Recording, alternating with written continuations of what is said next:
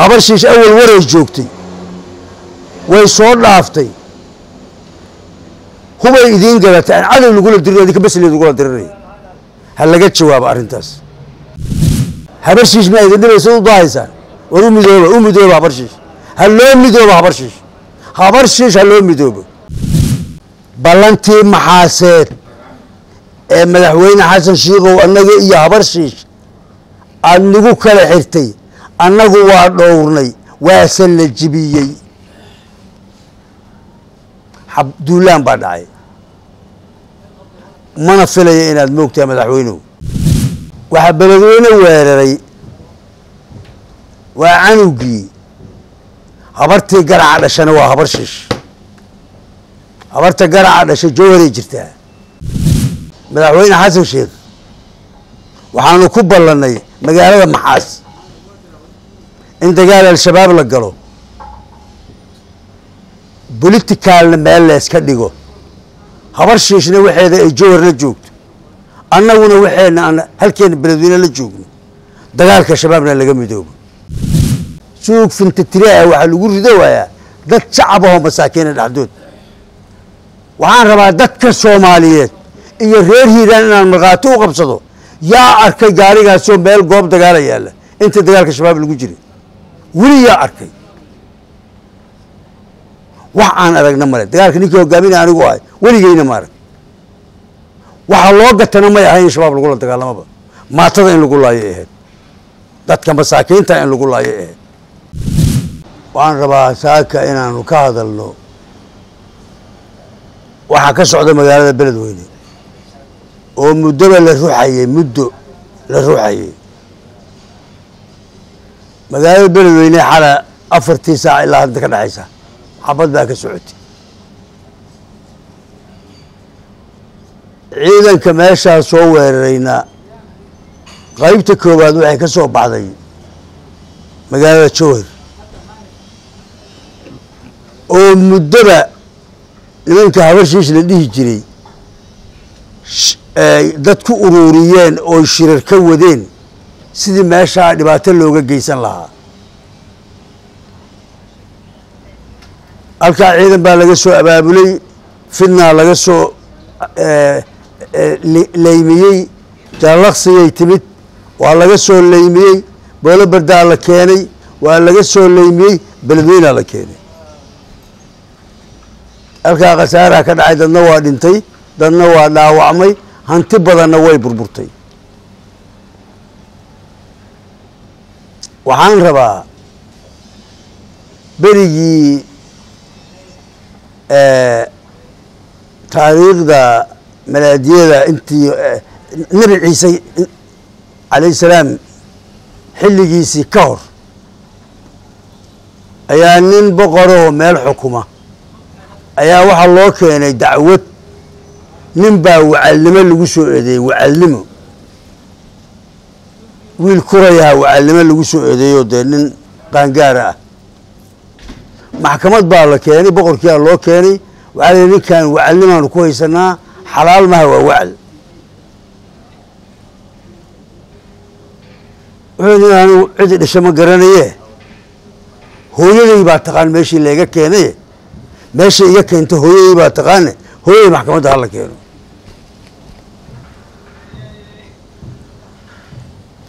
waxaa beledweyne weeraray waa canugii habartii garaca dhashana waa habarshiish habarta garaca dhashay jowharay jirtaa yaa la qarinmaya labadan inay habarshiisha isku xigta waayo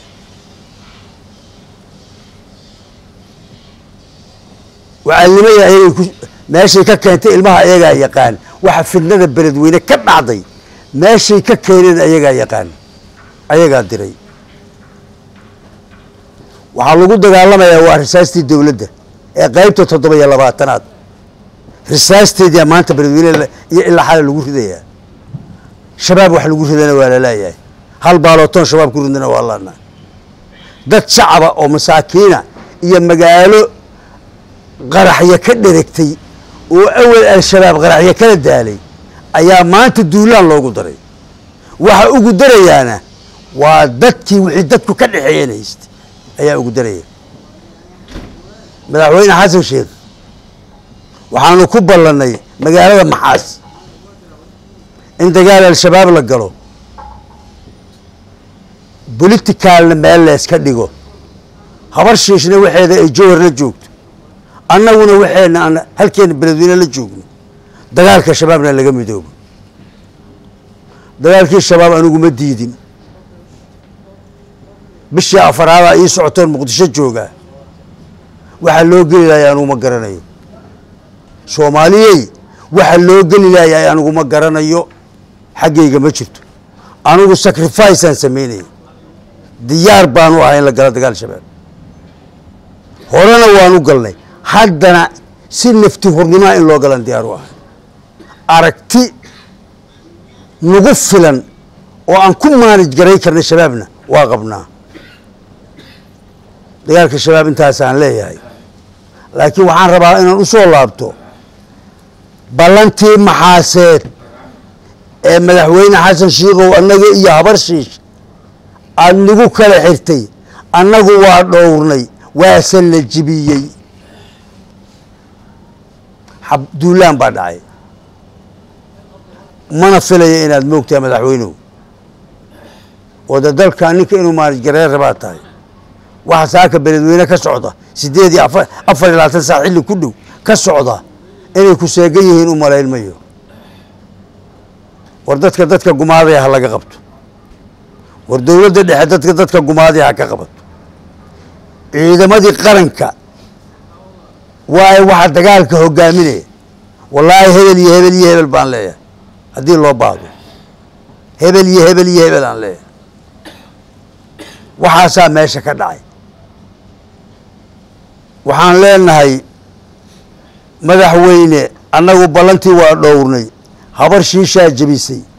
inaad ka jawaabtaan kaa codsanaynaa inaad ka jawaabto oo habar shiish gambar leeg ku fariisiso aan kaa codsanaynaa hadday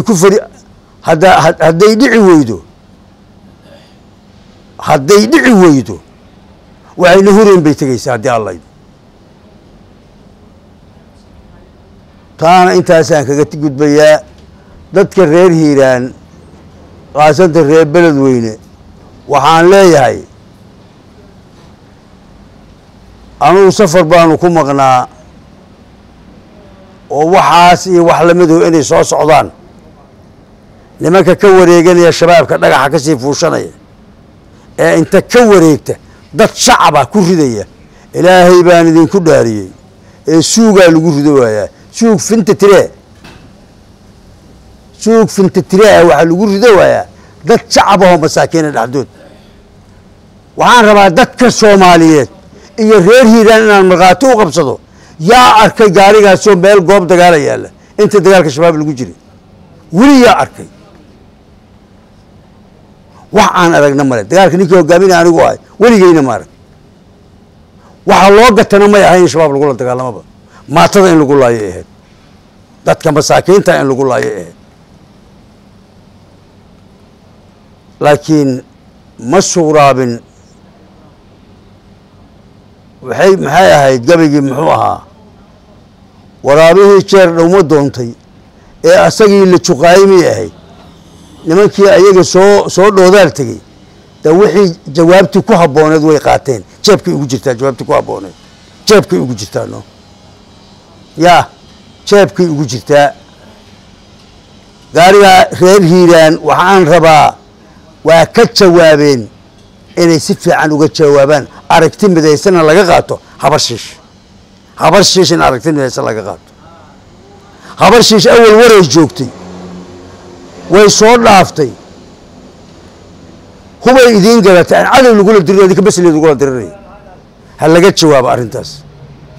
magaaladana xasiloonaha lagu soo dabaalo habar shiishna gacan hal isaga qabto haddii alla idmana baadi baan ku maqnaa oon baadi doonayay oo aad garanaysaan oo meediya haddii looga hadlaayo aysan inta badan suuragal ahayn laakiin si degdeg aan idinku imaanaya haddii ilaahay idmo waxa maanta dhacayna inay dhacaanna oo dib dambe inay u dhacaana ma dhici doonto haddii ilaahay idmo waxaan rabaa shacabku ha istaago shacabku dareenkiisa ha muujiyo war shabaaboo muslin iyo gaalo cid u bareerta lawaad u bareerteene ma habar shiishaa idin dhibi karta yaa shabaaboo bir ah ayaad ka wiseene habar shiish ma idin dhibaysa u dahaysaan war u midooba habar shiish ha loo midoobo habar shiish ha loo midoobo aad iyo aad baad umahadsantihiin asalaamu calaykum waraxmat ullahi wabarakaatu